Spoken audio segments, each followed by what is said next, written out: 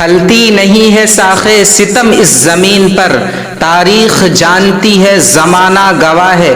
جب جب ہندوستان کی سرزمین پر ظلم ہوا، کوئی نہ کوئی انسان مظلوموں کو ظلم سے بچانے کے لیے اپنی آواز کو بلند کی، لیکن کچھ لوگ جو سیاست کے کرسی پر بیٹھ کر سیاست کو غلط استعمال کر کے ان کی آواز روکنے کی کوشش کی، جیل میں ڈالے، جان سے مار ڈالنے کی دھمکیاں دی۔ ان کی خطا صرف یہ ہوتی ہے کہ وہ انسانیت کو عام کرنے کی کوشش کرتے ہیں، ظلم کرنے والے کو منہ توڑ جواب دیتے ہیں۔ ٹھیک ایسا ہی بے گناہ ڈاکٹر کفیل خان کے ساتھ ہوا، آج وہ جیل میں ہے۔ آخر کیوں ڈاکٹر کفیل خان آج سلاخوں کے پیچھے ہے؟ کیا ان کی غلطی یہ تھی کہ انہوں نے معصوم بچوں کی جان بچایا؟ کیا ان کی خطا یہ تھی کہ انہوں نے CAA کے خلاف آواز بلند کی جو کہ ان کا حق تھا؟ کیا ان کی غلطی یہ تھی کہ انہوں نے مظلوموں کے ساتھ کھڑے ہو کر ظلم کے خلاف وقت کے حکومت کی آنکھوں میں آنکھیں ڈال کر باتیں کی؟ ہندوستان کی کروڑوں لوگوں کی ہے آواز،